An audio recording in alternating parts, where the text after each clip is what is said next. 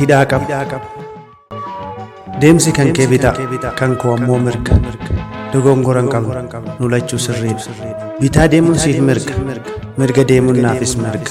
Nu lachuu daantaa qabna, kaayyoo wal fakkaanna. Daandiitu lama malee tokko galmi keenya.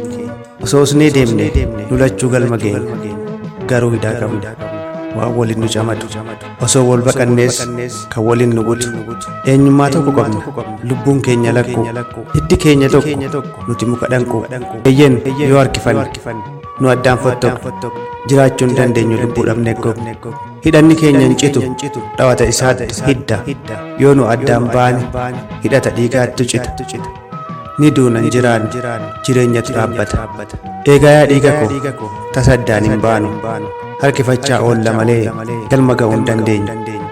Wal harkisaa oollee hamma humna fixannu kanuma galma hin geenyu. Hamma yeroo gubnu fala rakkoo keenyaa maaliif hin mari'annu. Gama lachittuu deemnu nu galman hanqannu.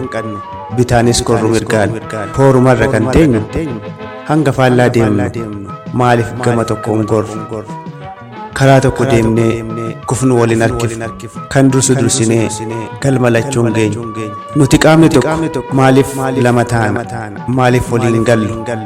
Uumaa waaqa guddaa kan waliin nu hidhu. Hidhaa hin mul'anne garuu moon hiikkanne maaliif hin kabajne. Mirga namni nuuf kenneen hanga wal morkinu dirqama uumamaa maaliif hin kabajne. 3 Sadaasa 2014 Adaama.